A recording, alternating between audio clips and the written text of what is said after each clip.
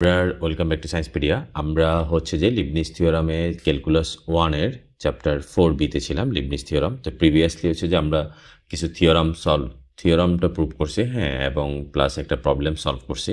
এটা পার্ট 2 তে ছিল, তো আজকে হচ্ছে পার্ট 3। তো পার্ট 3 তে আমরা যতগুলো প্রবলেম পারি সলভ করব। তো এটা হচ্ছে যে খুবই ইজি প্রবলেম, মানে খুবই ইজি। জাস্ট তুমি হচ্ছে লিবনিজের ফর্মুলাটা পারলেই কাজ শেষ। এরপরে বাকিগুলো নর্মাল ডিফারেন্সিয়েশন, যেটা অ্যাজ ইউজুয়াল অনেক আগ থেকে করছো। তো আমরা প্রবলেমগুলো সলভ করি, তোমরা নিজেরাও প্র্যাকটিস করলে পারবা। তো যারা হচ্ছে যে প্রবলেমে পড়বা তাদের জন্য আসলে ভিডিওগুলো বানানো, আর আমি কোর্সে একদম সিকুয়েন্সিয়ালি ভিডিওগুলো করে রাখছি, তো যেন কারো প্রবলেমে না হয় আর কি, প্রবলেমে পড়লেই যেন সলভ করতে পারো। তো আমাদের ফার্স্ট প্রবলেম হচ্ছে কি if y equal to tan inverse x then show that, এই দ্যাট শব্দটা মেবি আমার ক্যামেরার জন্য আসে নাই, এতটুকু জায়গায় camera. Then number 1 plus x square y to the power n plus 1 2n x y n into n minus 1 y n equals to 0। এটা একটা বোর্ডে আসছে, আমি লিখি নাই। 1 plus x square, এটা হচ্ছে n plus 2 y n plus 1 y n। তো এটা সাকসেসিভ ডিফারেন্সিয়েশনে তোমরা যে ইন্টারমিডিয়েটে করছো ওইটাই, জাস্ট শুধু হচ্ছে n টাইমস ডেরিভেটিভ করা। তো আমরা আবার একটু রিভিউ করি n টাইমস ডেরিভেটিভে আমাদের ফর্মুলাটা কী হবে। তো দুইটা টার্মসই আমরা শিখবো, একটা হচ্ছে n+1 টার্মসের জন্য একই ফর্মুলা, জাস্ট আমরা ওই ফর্মুলাটা একটু রিভিউ করি। তাহলে আমাদের লিবনিজ ফর্মুলাটা কী ছিল? আমাদের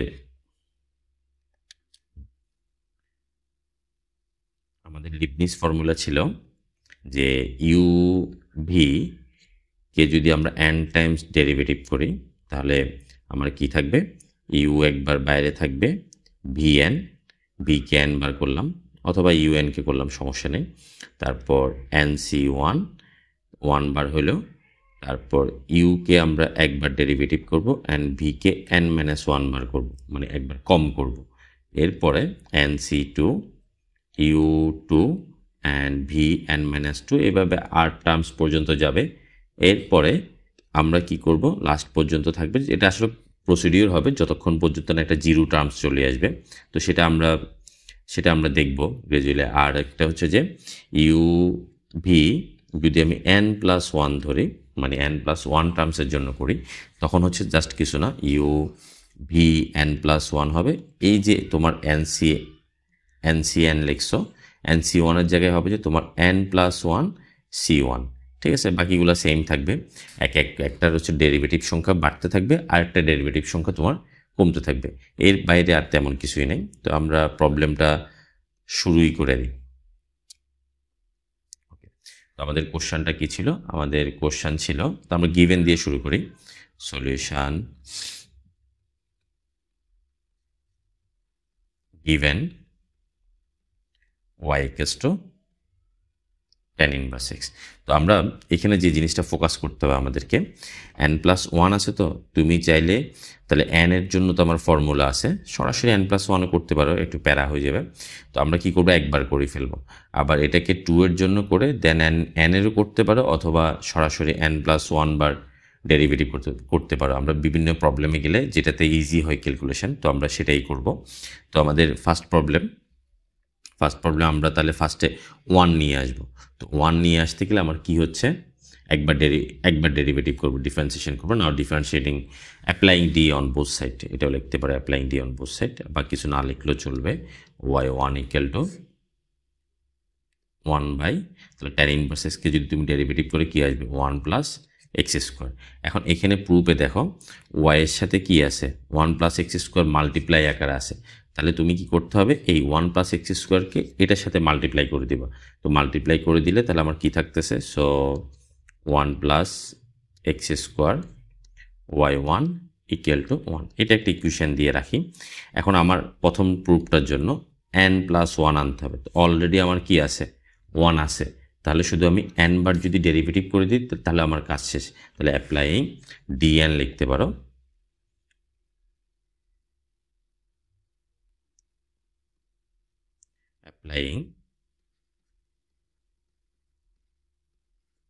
অ্যাপ্লাইং দ্য অপারেটর, এভাবেও লিখতে পারো, applying dn from Leibniz theorem, by Leibniz theorem. নিজের ভাষায় লিখবা আর কি, বাই লিবনিজ থিওরাম। ঠিক আছে, তো আমরা তাহলে ডিএন যদি আমরা অ্যাপ্লাই করতে যাই তাহলে কি আসতেছে আমরা একটা লাইন বাড়াই লিখি, পরবর্তীতে আমরা জিনিসগুলো শর্টকাট করে ফেলবো। তো আমরা একবার ডিএন অ্যাপ্লাই করব। তো ডিএন অ্যাপ্লাই করলে 1 plus x square y n, similarly DN apply হবে কার উপরে, 1-এর উপরে। এখন এখানে আমরা একটাকে ধরবো ইউ, এটা ইউ, আর একটা হচ্ছে ভি। তো 1কে একবার ডেরিভেটিভ করলে, যে কোনো কনস্ট্যান্টকে তুমি একবার ডেরিভেটিভ করলে এটা কি হয়ে যাচ্ছে, 0 হয়ে যাচ্ছে।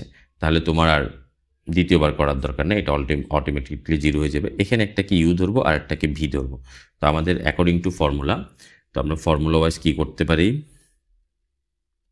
আমরা একবার 1 প্লাস এক্স স্কোয়ারকে বাইরে রাখলাম, দেন তুমি যদি y1কে dn বার করো, অলরেডি একবার ডেরিভেটিভ আছে, এরপরে তুমি আবার n বার ডেরিভেটিভ করলা, তাহলে আলটিমেটলি কী হবে, yn+1। এরপরে ফর্মুলা ওয়াইজ nc1-এ সরাসরি n লিখতে পারো। এবার আমরা কাকে ডেরিভেটিভ করব, এই লাইনটা আমরা করি, তোমরা হচ্ছে যে পরবর্তীতে করা লাগবে না। এবার হচ্ছে আমরা কাকে, এটাকে একবার ডেরিভেটিভ করতে হবে 1 প্লাস এক্স স্কোয়ারকে। তো 1 প্লাস এক্স স্কোয়ারকে একবার ডেরিভেটিভ করলে 1কে করলে আসবে যে তোমার 0, আর এক্স স্কোয়ারকে করলে হচ্ছে যে 2x। তো 0 আর 2x করলে কি হয়ে যাচ্ছে, শুধুমাত্র 2xই থাকতেছে। তো আমরা এটা লিখবো না,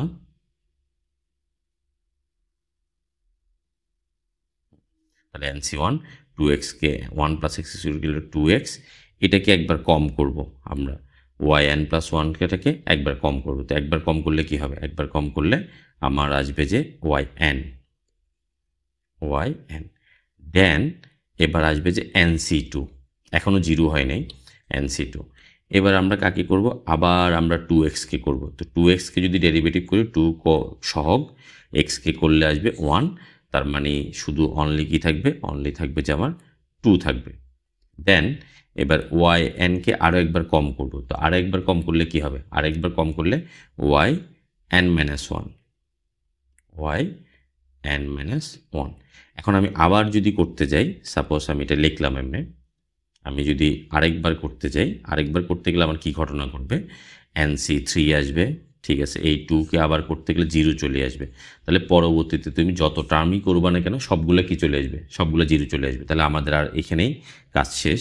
আর আমার রাইট হ্যান্ড সাইডে করলে হচ্ছে 0। এরপরে জাস্ট nc1-এর মান বসে দেবা, 1 প্লাস এক্স স্কোয়ার yn+1। nc1-এর মান হচ্ছে যে n 2x yn, nc2-এর মান কি, n into n-1 by factorial 2 means হচ্ছে 2। এটা এমনি এনসিআরের ফর্মুলা থেকে তো জানো, ওটা থেকে করতে পারবে, 9-10-এও পড়ছো, yn-1। তারপর প্রবলেম থাকলে আমাকে বলবা, নাহলে হচ্ছে ক্লাসটা অনেক বড় হয়ে যাবে। 2 ক্যান্সেল, তাহলে আলটিমেটলি থাকতেছে কত, so 1 plus x square yn+1 2n x yn, এখানে থাকলো n ইন্টু n-1 yn-1। আশা করি আমার প্রবলেমটা সলভ হয়ে গেছে। আমরা একটু উপরে প্রুফটা দেখি, হ্যাঁ n ইন্টু n-1। তাহলে এটাতে কাজ শেষে আমাদের নাম্বার 1 প্রুফ। এবার আমরা সেকেন্ড প্রুফের জন্য আমাদের ইকুয়েশন 1 থেকে কি পাইছি, আমরা ইকুয়েশন 1টা আমরা নিয়ে আসি। নাও ফ্রম 1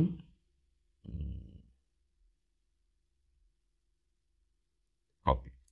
তো আমরা এখন এখানে দেখব যে আমার প্রুফের মধ্যে আছে যে n+2, তাহলে অলরেডি 1 তো আছে। তো 1কে আমরা এখন কি করব, n+1 বার ডেরিভেটিভ করে ফেলবো, বা dn+1 অ্যাপ্লাই করব। তো আমরা প্রবলেমটা সলভই করে ফেলি। নাও again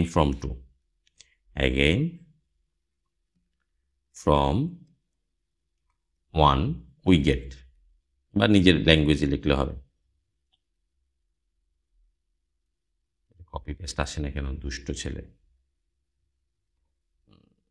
পেস্ট